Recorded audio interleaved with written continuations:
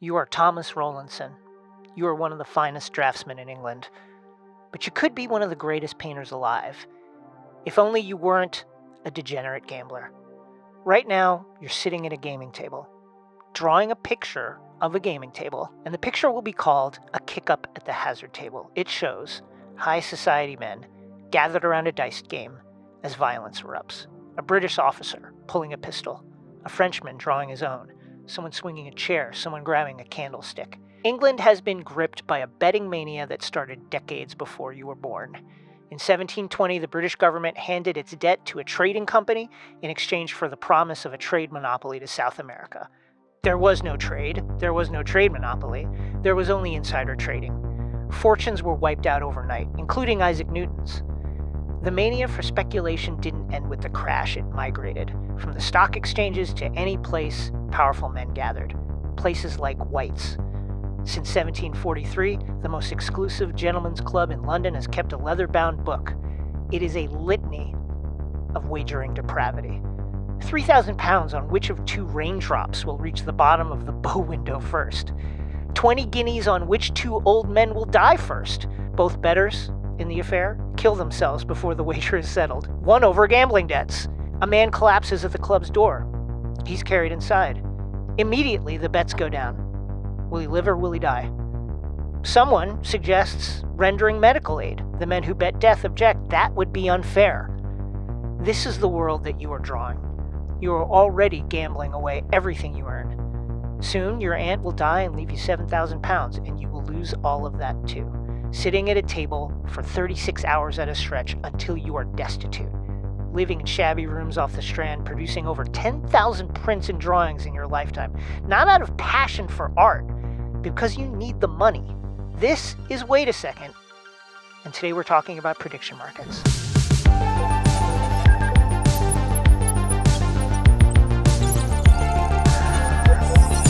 Hi, I'm Jason Concepcion. Welcome to Wait a Second. As always, my co-host Tyler Parker. What's up? And we are delighted today to be joined by an old colleague, a new colleague yet again. The press box is Bryan Curtis. Wonderful to see you. Jason, David. thanks for having me. It's wonderful to have you and to get your expertise on a subject that I think we're all learning about more and more as time goes on. This is the prediction markets. Let's start here. On February 28th, the U.S. and Israel launched strikes against Iran. Within hours, Polymarket, one of the two dominant prediction market platforms, along with Kalshi, logged over $500 million in trading volume on a single question. When would these strikes happen? 6 brand new accounts opened in the days before the bombs fell made a combined $1 million correctly predicting the answer. One account bet $32,000 on the morning of February 28th, when the platform's own odds put the chance of strikes that day at 17%. It walked away with a whopping $553,000. Nobody has been charged. It's not even clear if this is illegal at this point in time. So, that's one of the questions that needs to be answered going forward. And this is not a new problem. Prediction markets have existed for a long time, but just in the last year, their profile and the amount of money they are dealing have grown, exponentially. It's now a $20 billion industry. That's not a lot, but it's growing. And, also growing are the questions about, is this good? Is this good for us? Is it good that we can bet on the chance that nuclear war could happen this year, although they've pulled that bet? Bryan, what kind of experience do you have with these markets? I think right now I'm in the worrying about prediction markets phase of my life, as we all are, especially when you see stuff like that Iran thing. Now, let's face it, the Trump administration is kind of leaky. Sure. People that were at Joe's Steak and Crab in Washington had some insight. That's right. They were just kind of yapping out loud about the strikes and were overheard by numerous other customers in the establishment. Seafood gets me in a talkative mood. Finished off an old fashioned and pulled out the laptop and let's make some bets. Let's go. I think it's also there's probably an interesting kind of contrast within that administration. You've got people with a lot of money. You've got people who have maybe not a lot of money, but are across information that is worth a lot of money. And why not make a little little on the side occasionally. Like if you're, I can understand the impetus to be like, I know this. It's not going to stop anything, but why not get across it? Now, I change my mind every day about whether this is a feature or a bug of these platforms. It surely seems like insider trading is the feature. Shane Copeland has kind of made the argument explicitly that the insider information being distributed widely is a good thing. He told Axios in 2025, fall of 2025. Insider trading is good because it, quote, creates a financial incentive for people to go and divulge the information to the market. I can kind of grasp that as a good.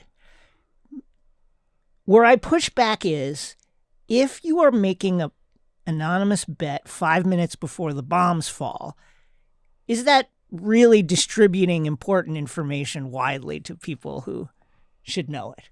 Or is that just we're trying to make a little scratch on the side off people getting blown up? It just seems shitty, right? It doesn't feel like it feels like the way for them to try to convince people of this is to say these things about how the goal is that it's a public good. But like most things, goals and how the thing is actually put into practice are two totally different things. And this just feels like a bunch of depraved people participating in depraved acts. It also, like this, I was telling you both this before we turn the mics on. It feels like we're at a stage of modernity where the previous definitions of words have and things that we all have agreed mean something have gone increasingly into these like extrapolations from the original meaning, so that insider trading is just the divulging of important information according to market principles. And the metaphor I used was, it'd be like someone peeing on your leg, telling you it's raining, and then saying, but this is great because now you will know the percentage chance that someone will pee on your leg in the future and tell you it's raining. I think it's pretty perfect. And I'm not persuaded by squint, and you will see deep throats everywhere. Yeah. Telling us about U.S. policy with Iran and who will be the next Democratic nominee and who will win the Western Conference this year. Yeah. Because it just doesn't feel like that's what's driving all of these investments. I completely agree. Now, one must say, with specific regard to politics, this is where it feels like the prediction markets are really showing what kind of influence they can have in a particular space.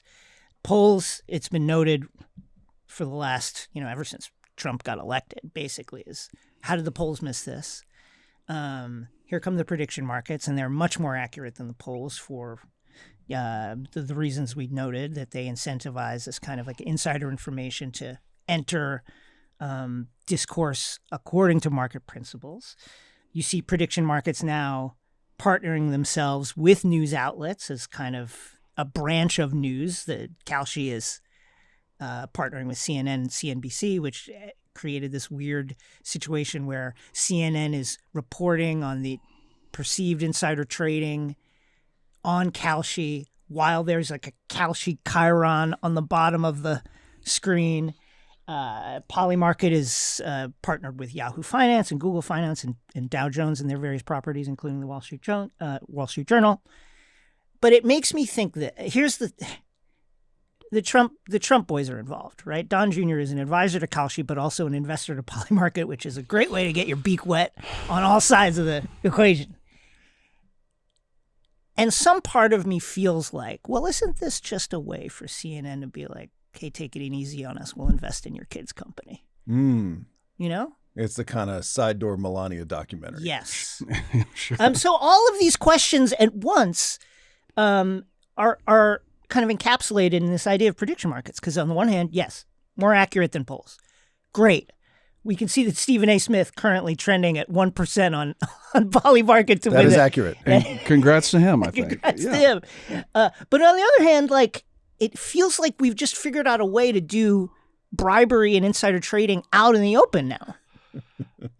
Yeah, I mean, you identified a lot there. The Trump boys, let's start with that. When Shane Calleton was on 60 Minutes not long ago, he said, I needed help navigating this administration. How so?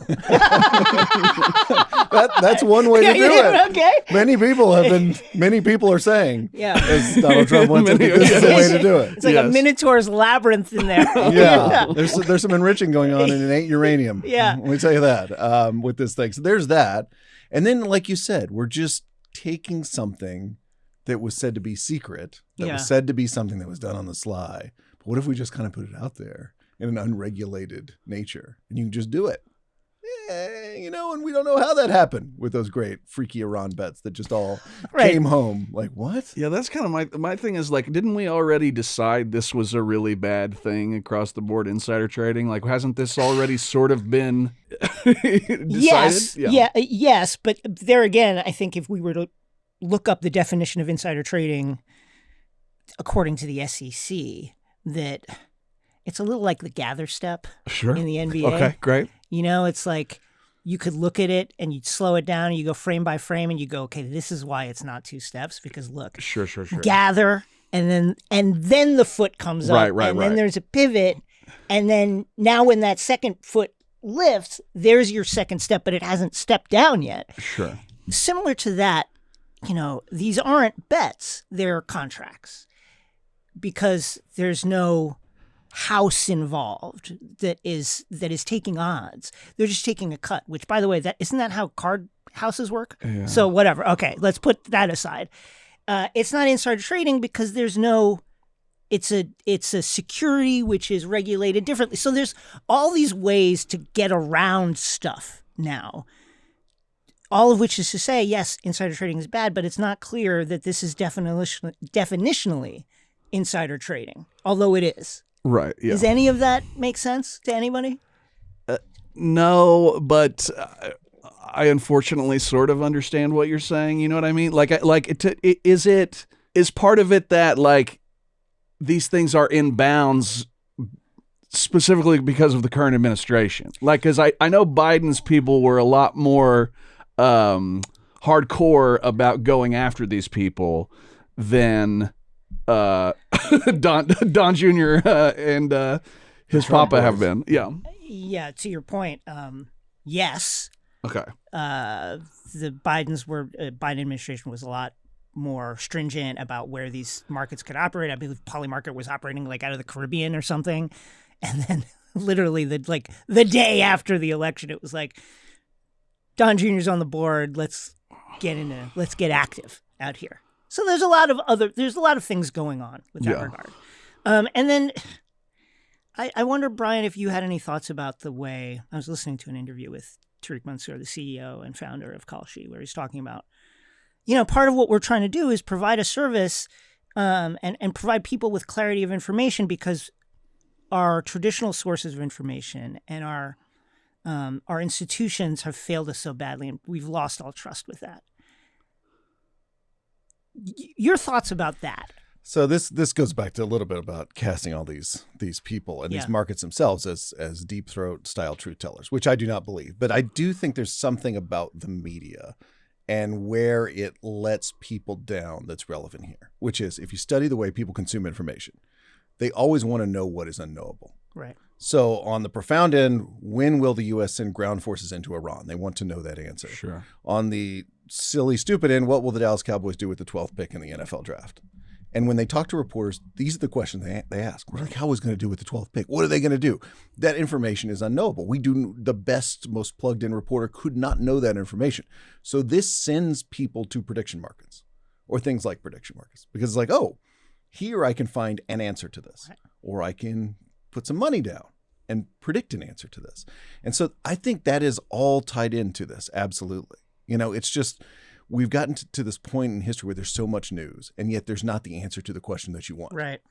And is that a failure on the part of the media? I don't think so.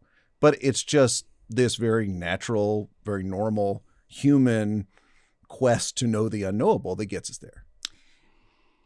Now, here's where I think these markets cross the line into something I think that is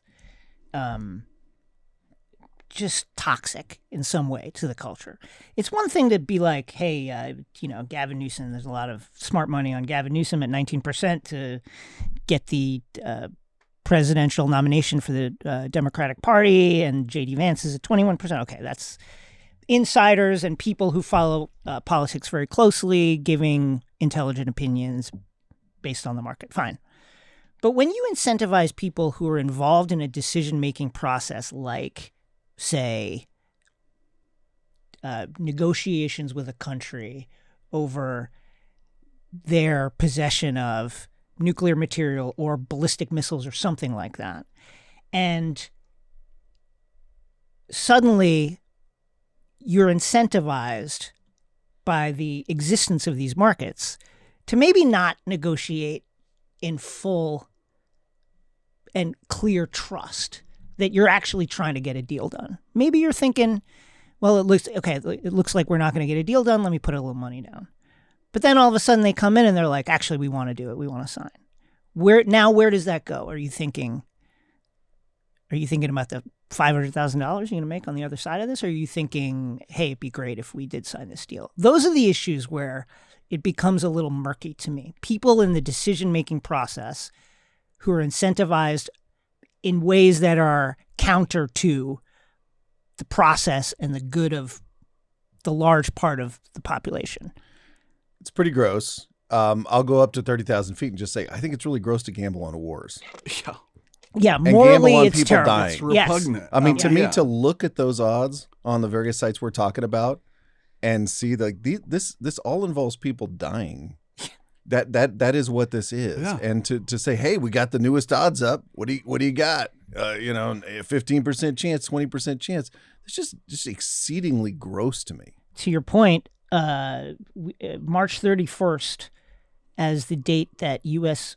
ground forces enter Iran by, is up 8% to 31%. This is the currently. other one that had the big money come in on it? A lot of big money come on this recently, up 8% just over the last week, I believe. And December 31st is at 57% by New Year's.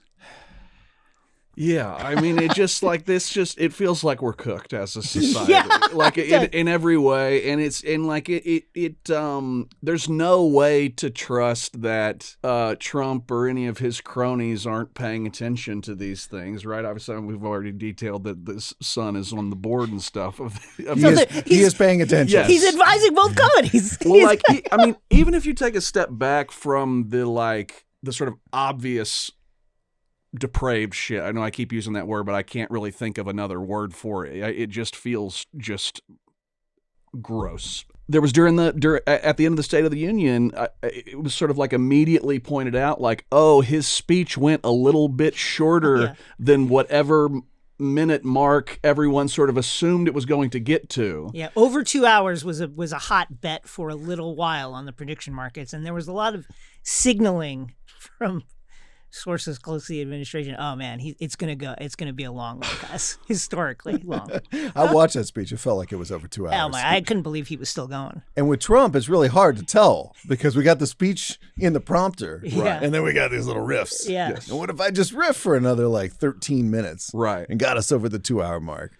Or I mean, I even think about what if there are people in that audience that have placed their bets certain ways, and they're like, we're getting close. I'm feeling like he's ending. You know what? Let's really give a long-standing O for the next point that he makes or whatever. There just feels so many ways to do, There were a lot of standing ovations in that speech. Not to be conspiratorial here on this podcast, but there were a lot of standing O's. Mike Johnson was hopping out of his seat all night. Now, do you remember there was an incident with Coinbase CEO Brian Armstrong? He was on an earnings call, and there were bets on Polymarket that he would say certain words, whether or not certain words would be uttered.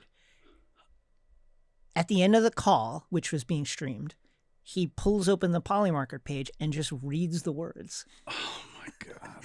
Now, I don't know where, I don't know which side to come down on this, but this is one of the other things. When the thing being bet upon is a person who is aware of the money moving. Yeah.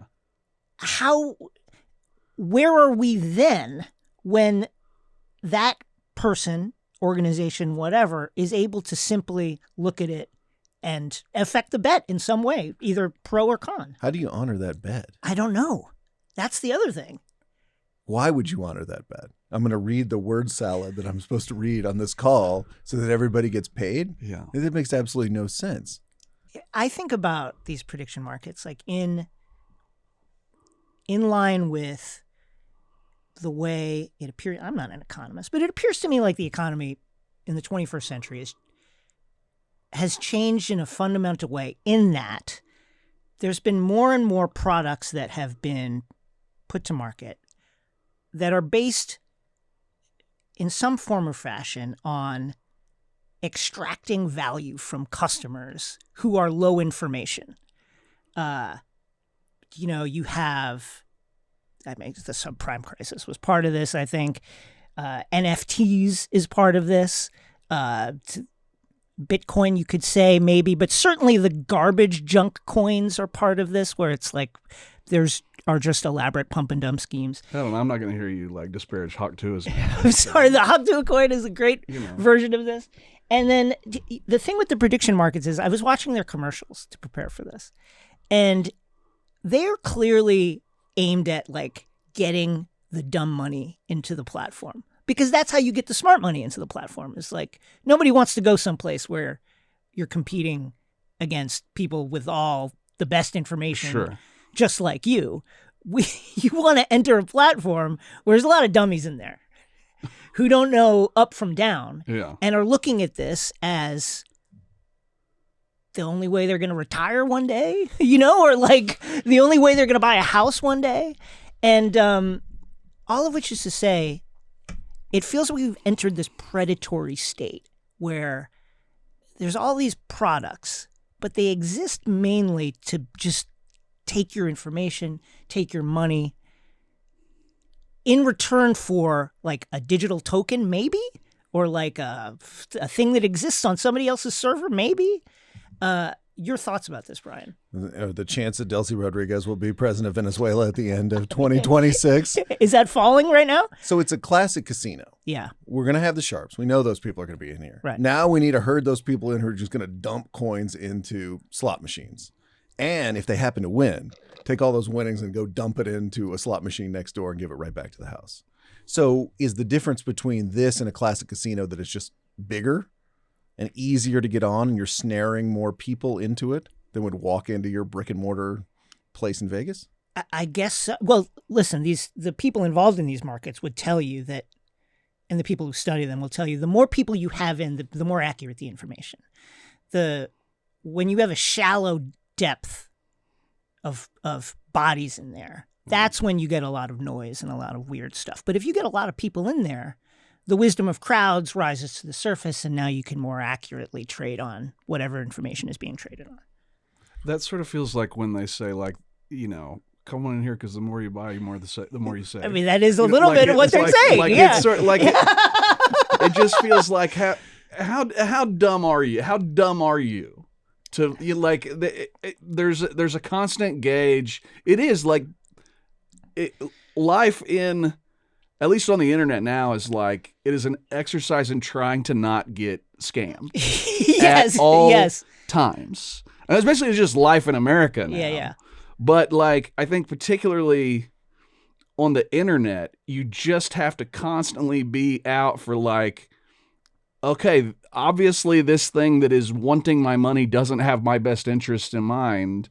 Giannis, the Greek freak, recently partnered with Kalshi in some form or fashion. I don't understand the details of that partnership, but I found it weirdly more gross than than what's going on with the Clippers and Kawhi and the cap circumnavigation. It feels like something that strikes even more deeply at the heart of fair competition. So I'm interested in that. Is that because the three of us, know how trade rumors work? Yes. Is that why? Yeah, I mean, it's we know how easy those little, minnows are to release into the NBA media waters. I fully expect several anonymous accounts to place a bet that Giannis will go to X team in the hours before it happens. I fully expect that to happen, right? That will happen. And when you think of what that market looks like, Yeah. you can't just have 2 teams in the market. Right, so- You want to have 4, 5, 6. Yeah. What does it take to get teams 5 and 6 into an insider's tweet? Are also in the hunt. Also have made a phone call just to get the odds out there a little bit more, right? We know how all that system works, whether it's insider trading or not. It's pretty easy to get lots of strange information Yeah. into the insider ecosystem. You could just get Giannis wearing a Miami Marlins hat, walking down the street. Get the odds up for the Heat, I mean, I even think about it in terms of, coaching candidates for certain jobs and stuff like that, where just like, some one of these insiders is like trying to pat the back of an agent. And so, hey, can you say this, the second assistant on the Kings, who is one of my clients, can you say that he's a hot coaching search candidate for X team or whatever? Like there's no way to, it's whack-a-mole with all this bullshit. There's no way to keep tabs on all of it. I can't understand why Adam Silver is fine with this one. Why would this be okay?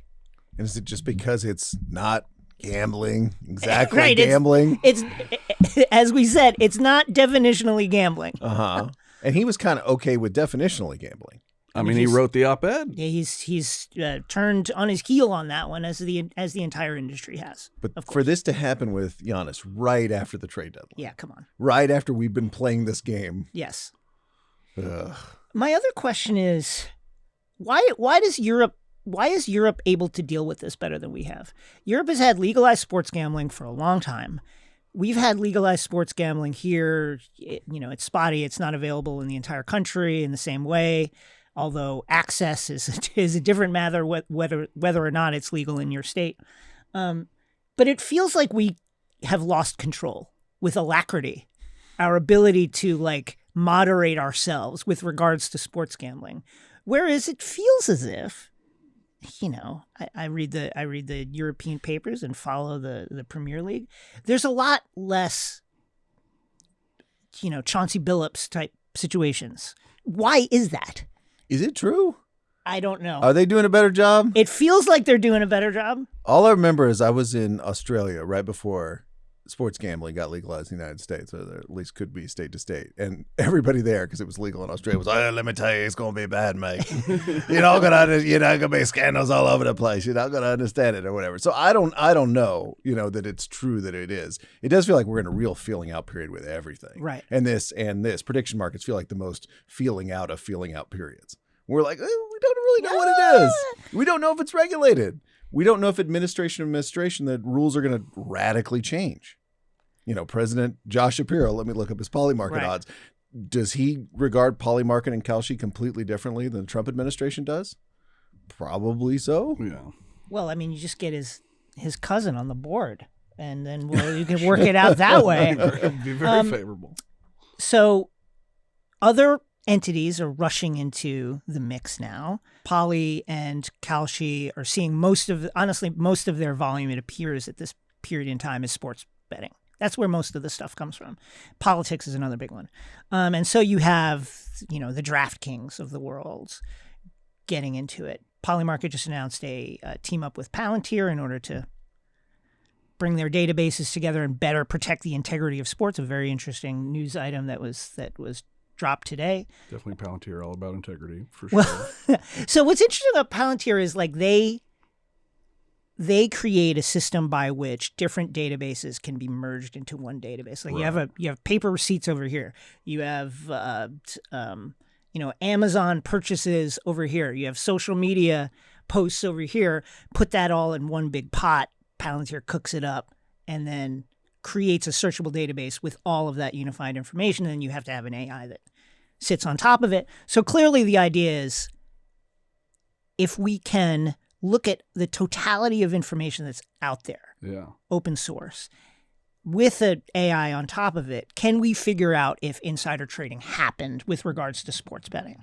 Doesn't that already kind of exist, though? Like, isn't that how they found out Jonte Porter? Like, that they Yes. some apparatus existed where they could see these bets are inconsistent with how things usually go regarding this player. So let's You think Jonte look into it. You think Jonte is kicking himself because if he would have just hung on. Oh my God.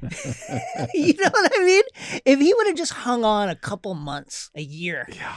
Then this stuff would have matured, and it's like open season, guys. You just get in there and be like, bet on himself. How many words will I say in a press conference interview? And then just take the under or the over as You're really necessary. redefining I bet on myself. You can do it. You just go do it. Bet on yourself. I'm really fascinated by the political prediction markets in this. Yeah. Because as you say, some of this is just like, these are really good at common sense where polls aren't good at common sense. Yeah. So you ask Democrats right now, who's going to be the nominee in 2028? What name do they give you that has no chance of being the nominee? That has no chance of being the nominee? Which Californian that's not Gavin Newsom? Harris. Exactly. Yes. Right. Kamala Harris is not going to be the nominee in 2028. Absolutely. Harris campaign, if you shock the world, you're welcome for this clip. Please use it in all your commercials. She's not going to be the nominee in 28, but she's leading a lot of polls. So some of that's just common sense. You go to Polymarket, you're like, we're not picking Kamala Harris, or we're not picking her as the front runner, certainly. I am fascinated by how the markets knew that Donald Trump was going to win in October 2024. Yeah. When every liberal you knew and I knew was saying, I don't know, I think Kamala might get it. How did that happen? That's not all insider information. My sense is, with specific regards to Trump, I think that there is and continues to be a stigma against being like, yeah, I support him. I voted for him 3 times or 2 times or whatever.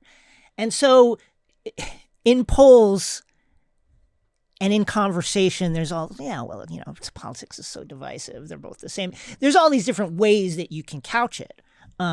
Whereas somehow the prediction markets were able to cut through that, get past the bullshit of people not wanting to alienate their friends, their kids, whatever, about who they're going to vote for, managed to cut right to the core of it and go, that person's voting this way. I don't know how they did that, but I could see how polls would miss that because there was a lot of hemming and hawing about voting for him and what it would mean for a person and their character. So Polymarket just takes away the social anxiety and the politeness of saying, actually, they're voting for Trump. Yes. They're not voting for Harris. They're not voting to please their friends or not alienate their friends. Somehow they managed to do that. It's fascinating to me. I agree. Where are we going with it? Where is this going? Because we tend to think of, we're in a period of tremendous flux, but we tend to think of things as like the end state. Here we are, and it can't get worse than this, or it can't get better than this, or it can't change. I've never thought it can't get worse than this over the last year and change, Jason. I mean, every day there's a new thing where you're just like, God, I can't even imagine what comes next. So, 10 years from now. I've thought, okay. Yeah, 10 years from now, 5 years from now, where do we stand with prediction markets? So there's already like 10,000 bets on Polymarket, somewhere around there, tens of thousands of bets. Am I right? Yes. Don't you think there's just lots and lots more that we're getting very, very specific?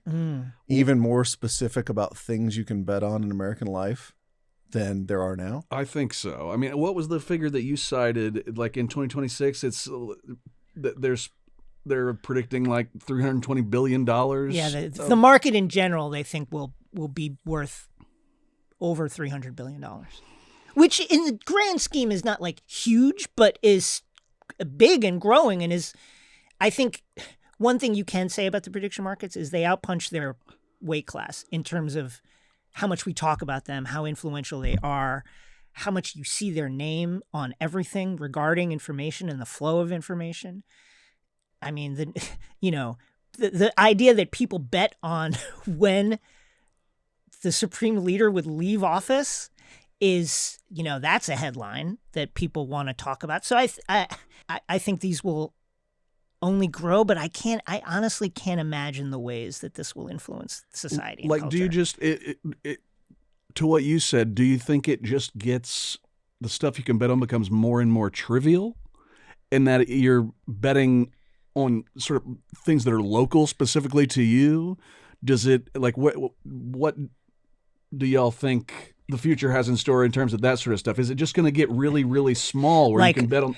Like today, Tyler will come in with a latte. Sure. With an almond milk latte. Can I think, maybe one day we will be able to get to that. I personally, I think we're reaching a point like with the economy where putting predatory mechanisms in the hands of consumers is like maybe where it would go. Like imagine if there was an app where you could loan shark to an even poorer person, lend them $50, and there's some mechanism for recouping that, at a 5% a week, whatever. Sure. And that's how you invest. Is like you lend out $10 and $15 to other poor people. I think that's where it goes.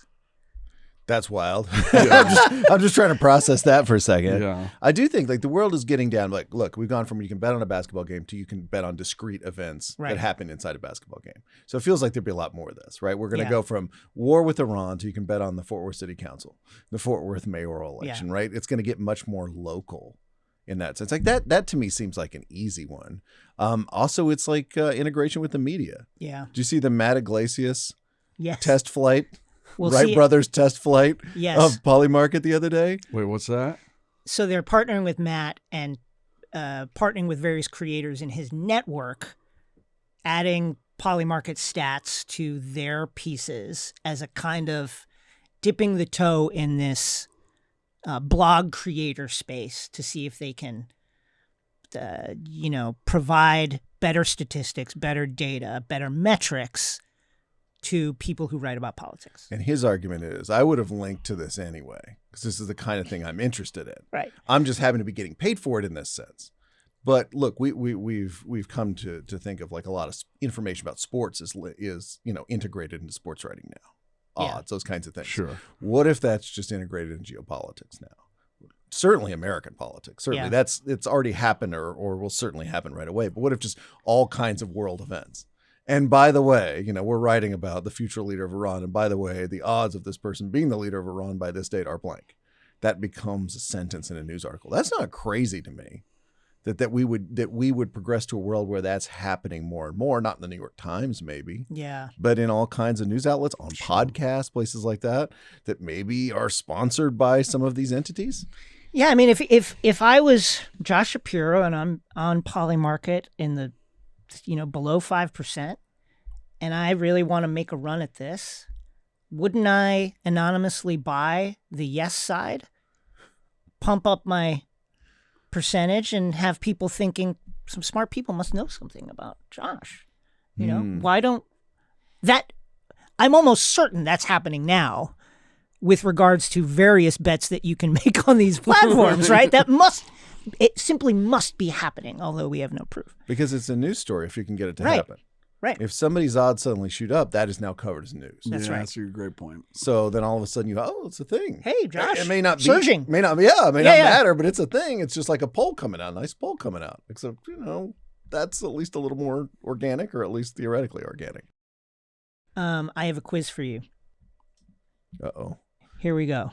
This is a true-false quiz on prediction markets. Question 1. An Israeli Defense Forces reservist was criminally indicted for using classified military intelligence to place a bet on the outcome of his own country's military strikes, the first prosecution of its kind anywhere in the world. True-false? I don't know the answer to this. I'm not an insider, but on this question, but I'm going to go true. That feels true. It was true. A Polymarket account operating as Rico Suave 666 correctly predicted 7 outcomes of Israel's June 2025 strikes on Iran, and it has been linked to this particular military member, and this person is currently under an indictment. Question 2. Rico Suave 666. In January 2026, a brand new Polymarket account placed a bet that Venezuelan President Nicolas Maduro would be removed from office. The account netted roughly $400,000 in 24 hours. The operation that removed Maduro was known in advance to only a handful of U.S. government officials. True or false? I'm going to go Did that true happen? on that one, too. This is true. Smells right. Didn't this one have a funny screen name, too? Like MAGA My Man or something like that? That's a different guy? one. Okay. Yes. That would have been a little too shady. It's a different one. But yes, someone did place a wager of $30,000 in the hours before Maduro was captured. Payout was $400,000. Wow. Congressman Richie Torres has introduced the Public Integrity in Financial Prediction Markets Act of 2026 as a direct response. I feel like that is an uphill battle for that particular bill. Question 3. On the morning of February 28th, 2026, a Polymarket account bet $32,000 that the U.S. would strike Iran that day.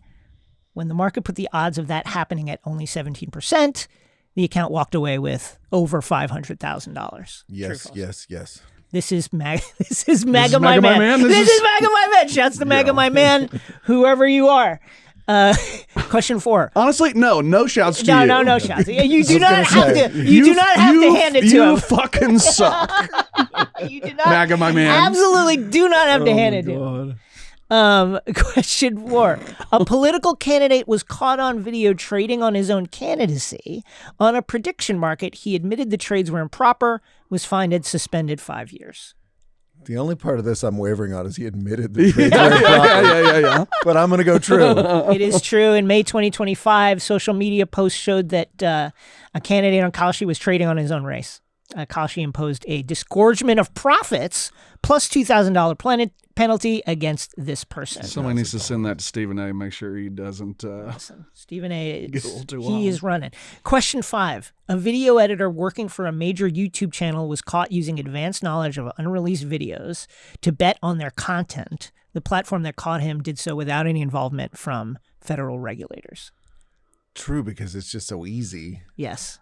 This was one of Mr. Beast's editors who was betting on the cadence of videos that Mr. Beast... Speaking of depraved, can I ask, why is this illegal? Why is he getting it? Are these people getting in trouble? Well, this is Kalshi self-regulating. This is Kalshi. This isn't Polymarket. No, this is Kalshi okay. basically saying, this one looks so bad that I don't want it out there because the government might get their hackles raised at something like this, so let me just crack down right now. Okay, got it. Not to mention other players. That's right. Yeah. Because wait, this is all members, and there's no house. I'm just betting against you, and if you are the one that knows about the videos, that's not fair. Totally. But this is like the Hawk Tua coin, and obviously my deepest condolences to anybody taken in by the Hawk Tua coin.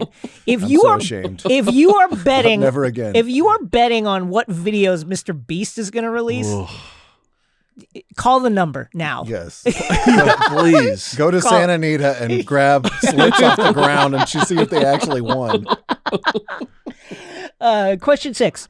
The same pseudonymous Polymarket account won over $1 million by correctly predicting 22 of 23 outcomes in Google's year-end search rankings and had previously won $150,000 by correctly predicting the exact release date of a Google product launch. I'm all in on this one, too. Yes. The account Alpha Raccoon placed both sets of bets. No charges have been filed. Semaphore contacted Google for comment, and the company has declined to comment. Question 7. After the Iran strikes, Polymarket was required by the CFTC to identify and freeze the accounts of suspected insider traders within 72 hours. So this is a government entity. That's right. Coming to Polymarket and say, hey, those Iran bets, a little too on the nose. Do we believe this is the only one? Here's where I'm getting skeptical. Did the government intervene? Yeah, I kind of think it's false. But state secrets, I don't know. You know, the Trump is the administration is a little. I'm going to go true. This is false. The Commodities Futures Trading Commission was not involved. No requirement exists, and in fact, it's unclear to me that there's anything illegal about these particular bets on the Iran strikes, as horrendous as they are. Question 8. Ahead of Super Bowl 60, a Polymarket account created the day before the game. This is so insane that to me, some of this stuff that you're just anyway. When the account gets created the day before the thing or the morning of, it's just crazy. Anyway, ahead of Super Bowl 60, a Polymarket account created the day before the game purchased nearly $70,000 in contracts related to the halftime show performers and won all but one bet. True. The case is cited in a Morrison Forster legal analysis of prediction markets and insider trading. The halftime show lineup is known in advance to NFL officials, production staff, and the performers' representatives, of course. Of course. No charges have been filed. This would be the number of performers on stage. I was going to say, which one did they lose? They couldn't believe it was Ricky Martin and they didn't make the right. bet. Question 9. The CFTC has rules specifically prohibiting government officials from trading prediction markets on events they have the power to influence. It's been in place since 2012. I'm going to say false. That's kind of how I feel, because if the other one was false, then this one has to be right. It's big false. Yeah. If we can't get a stock trading ban, we ain't getting this ban. Yeah. There's various bills that are out there, but it's unclear that great anything point. will Yeah, happen. yeah. Final question. Norwegian authorities opened a formal investigation after Polymarket Bets correctly predicted a Nobel Prize winner approximately 11 hours before the announcement, and the Norwegian Nobel Institute confirmed it was looking into whether confidential information had been leaked. True or false? Did they short Trump, or did they predict the actual winner? Nobel Prize. I'm going to say true. It is true. Unusual betting activity preceded the announcement of the 2025 prize. I'm going to say that confidential information got leaked because Probably a little, yeah. exactly what this platform is made for. What a world we live in. Our next topic, number stations. You familiar with number stations?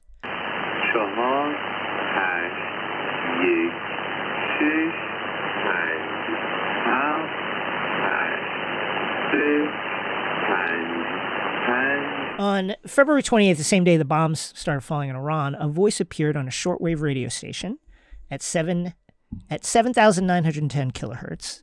It said in Farsi the word for attention and then read a string of numbers. Then it went quiet. Amateur shortwave trackers around the world began logging it. It is known to them as V32. And because of this station, the FBI issued an alert saying, be aware, sleeper agents, Iranian sleeper agents might be getting activated. The implication was clear that this was an Iranian intelligence channel, but when trackers tried to locate the transmitter, they found that it was located not in Iran, but somewhere in Western Europe. And when Iran's government started jamming the signal, the station didn't go dark. It moved. It switched to a new frequency, and the jammer kept hitting, this old message. Classic cat and mouse game was on with the Iranian government trying to jam this station and the station jumping around. So, is this either Iranian intelligence activating spy networks, sleeper cells in other countries, or is it some other U.S. or Israeli intelligence beaming into Iran saying to its sleeper agents, go do X, Y, Z? First of all, what's cool about these have existed for a long time.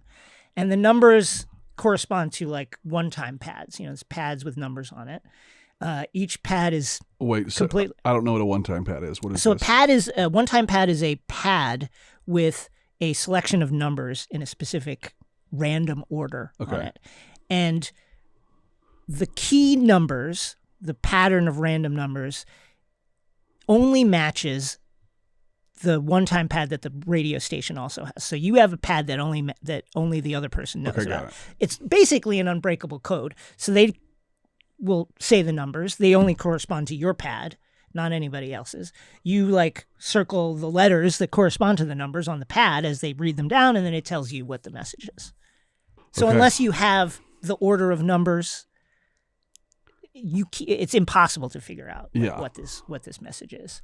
How concerned are you about these number stations? Was I the only one who was immediately imagining a movie trailer with Jeremy Renner as the shortwave radio operator, hearing this mysterious message and being called into action? What am I hearing? And nobody would believe him when he said it. That's really fascinating. Yeah. So the Iranians were trying to jam it. They were trying to jam it. Just like they would jam radio stations coming from outside Iran. They're trying to speak to the people of Iran. The internet's been out there for the entire time this has been going on, so there's no other way really to connect to the country or broadcast into and out of the country, except for something like this, shortwave radio. Here's how it links in my mind to prediction markets. It feels all the time, and increasingly weird and dangerous ways, that the truth is just slightly beyond our ability to grasp it, but it's happening there. We can listen to the radio station. We can watch the bet being placed. We can watch Caroline Leavitt look at her phone and get off the podium Yeah. just right before the over on a particular bet about how long a press conference will get triggered. You can see all these things happening, but you can't get anywhere, whether it's Epstein or our bombing of Iran, the way that the economy works, or anything else. And what creeps me out about this stuff is it's the same thing. Is this us or is this them? Could you even believe in anybody telling you the truth about it? Mm-hmm. And it's a product of a world where we have more information than we've ever had before. Yes. But we lack the final piece of information in a lot of cases because it's unknowable or it's just not known right now. So then we get to imagine it or we get to place a bet on what it might be. That's what you're saying? Yes. Mm-hmm. Yeah. I think that's it. I mean, this is a very dramatic example of that. Where it's like, there's a double conspiracy here that the Iranians are jamming it because they want us to think they're jamming it? Is this? I mean, it could how be many that. How many levels are we going here? It could be that. Maybe they're trying to make it seem like that's not theirs. But also, why would they do that? All of it is incredibly opaque and concerning. Yeah, I just feel like I'm in a constant fog. Every new day brings new information that feels far above my pay grade, and I feel like an obligation to try to learn about it and understand it, and I feel my intelligence bumping up against the ceiling of what I'm capable of actually grasping. You know what I'm saying? Do you remember the Russian illegals program from 2010 in Obama's second term? No. First term, excuse me. We rounded up all these. Russian immigrants who had come to the country and been living here, apparently law-abiding citizens doing normal work in PR and offices or whatever. But it turned out they were spies, and the way we caught them was we caught them tuning into these Russian number system radios. Huh.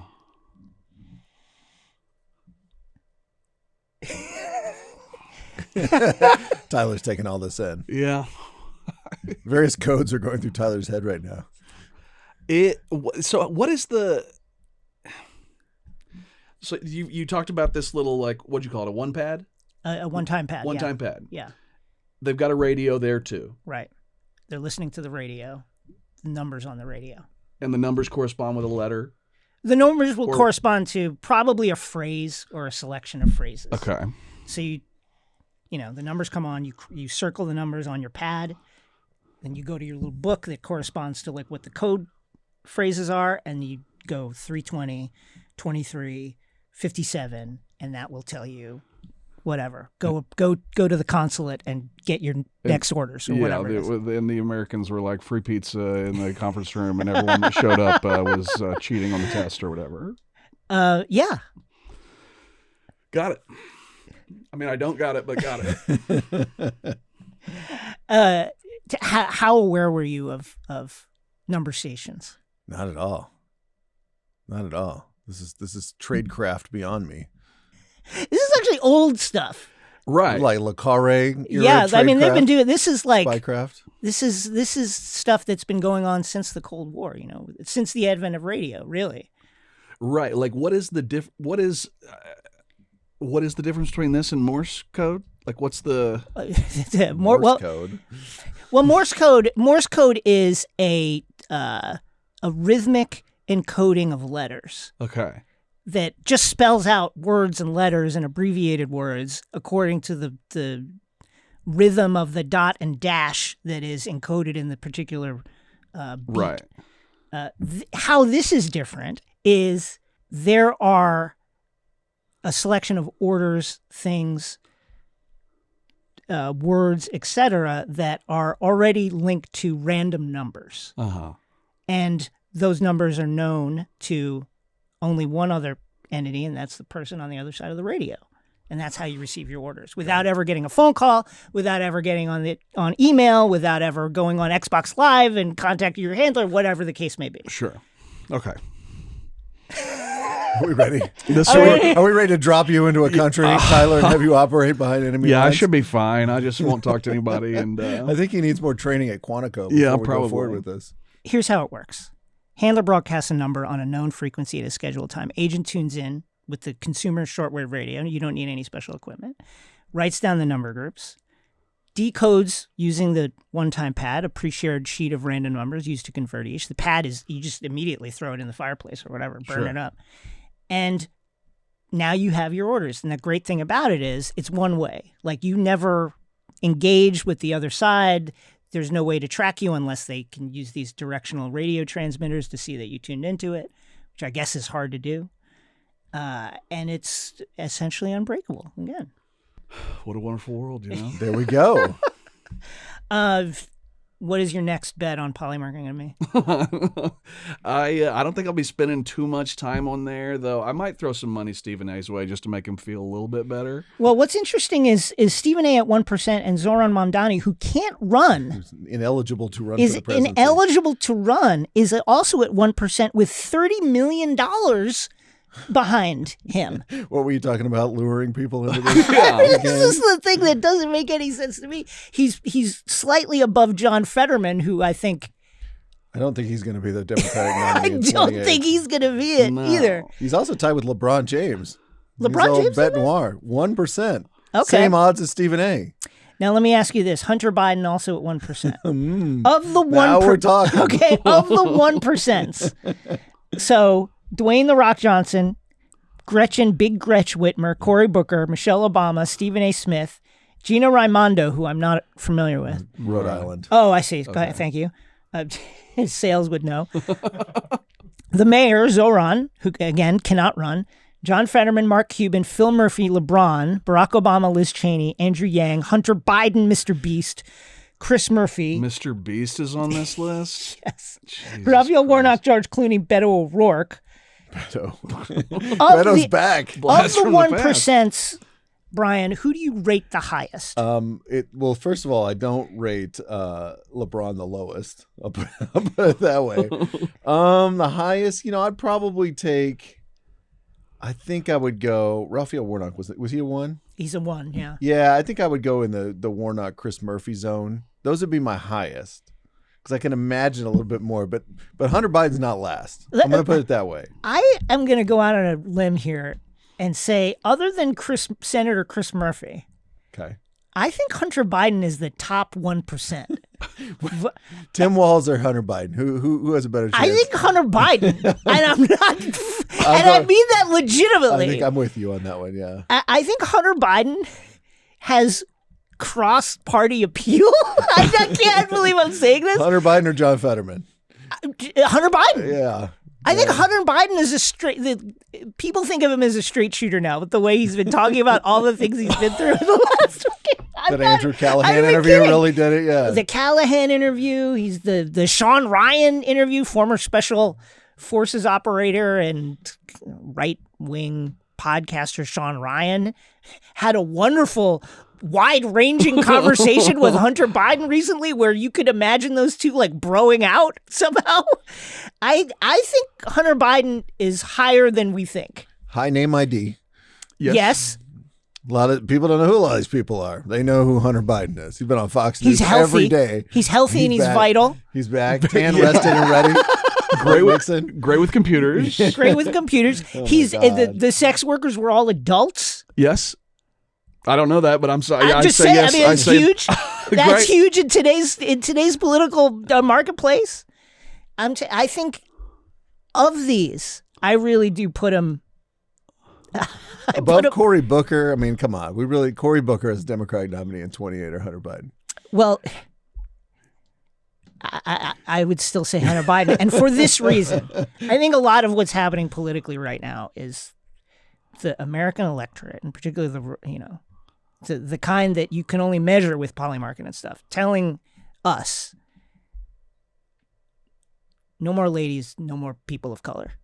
We want a white guy. Don't do that again. And so I feel like Hunter Biden has a shot. That's all I'm saying. If you had to bet somebody in the 1% zone, Okay. you're going with Hunter Biden. Admittedly, long shot bets. Yeah, I would put 50 cents on Hunter Biden.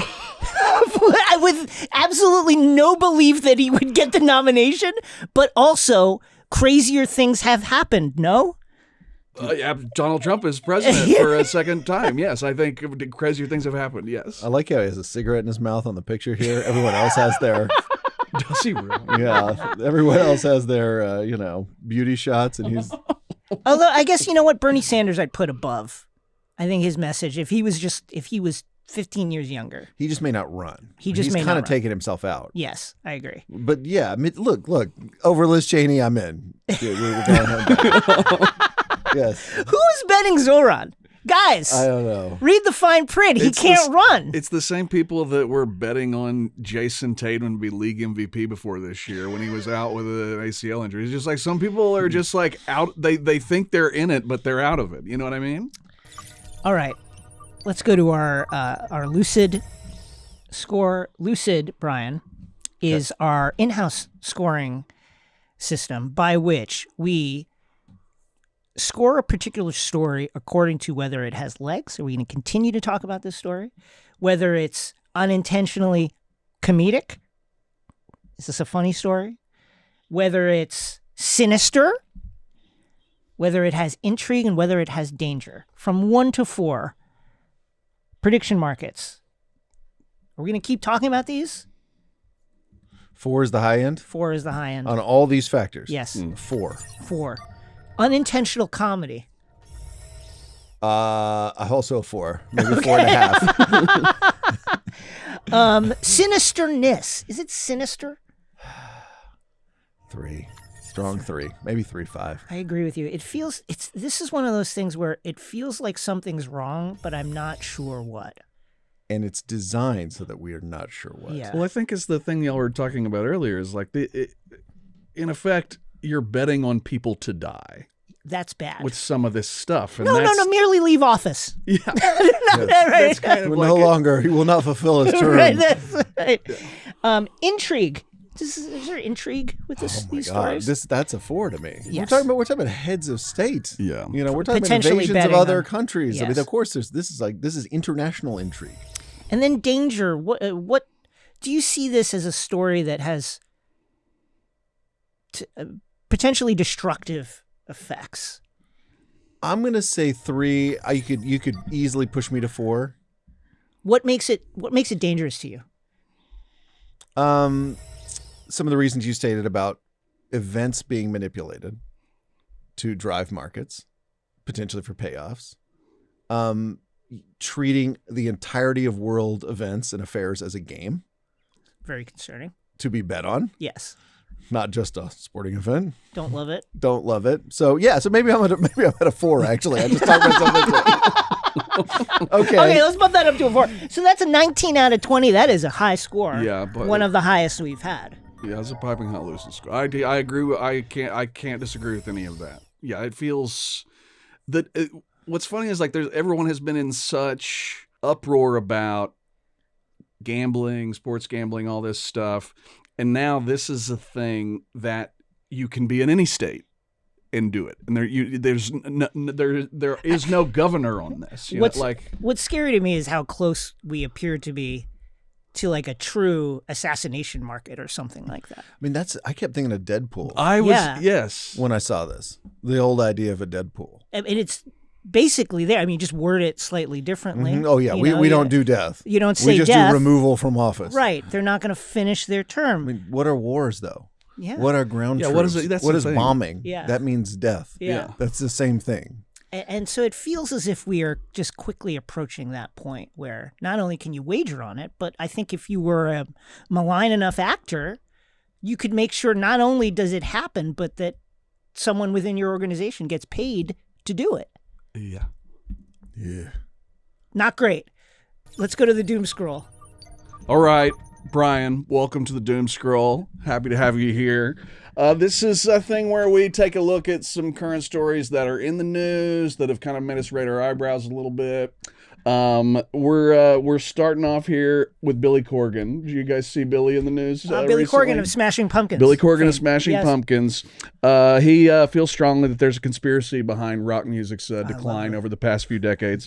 On the latest episode of his own podcast, The Magnificent Others, he started to discuss, sort of the current state of the industry with his guest, writer, and cultural commentator Conrad Flynn. The quote is, "I think, and I will say it overtly, I think that rock has been purposely dialed down in the culture. Again, this gets wizard behind the curtain, right? Somebody's going to say, well, how do you know there was the wizard behind the curtain? All I know is I saw the gravity shift."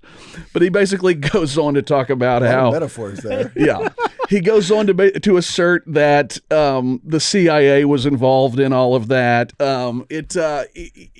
I saw someone post something to the effect of, it doesn't get any more Gen Z than saying that the government is the thing that made you uncool. I completely agree. Yeah. It's the CIA is why nobody likes my music Or wait, anymore. did I say Gen Z? Gen X. Well, yeah, Sorry, Gen yes. is one of the greatest broken brain takes ever. I would love to have Billy, if you're here, I'd love you to come on and just lay out some of your evidence because I'm compelled.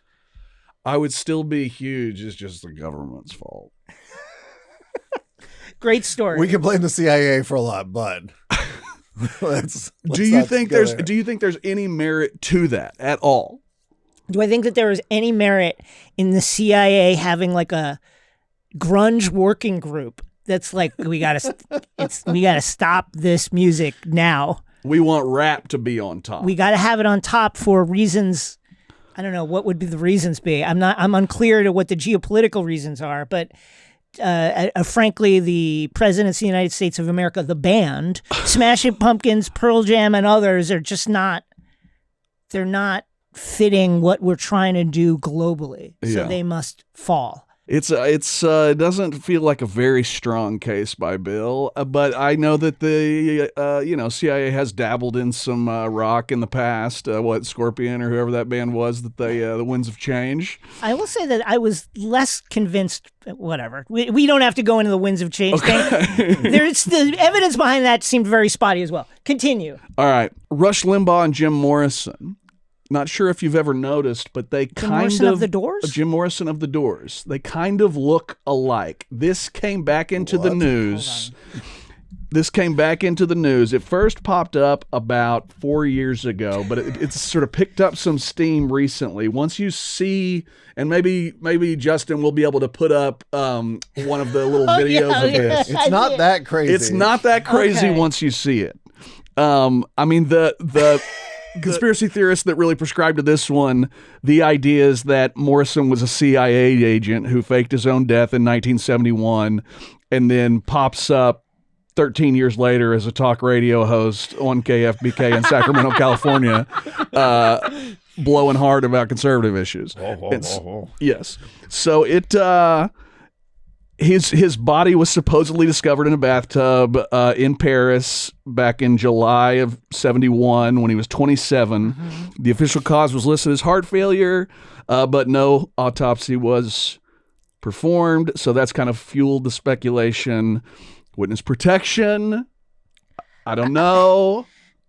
But that's been in the news And lately. what do we know about where Rush was in the 70s? That's a good question. Like, that would be my first question is like, how do we figure out proof of life for Rush Limbaugh pre-1971?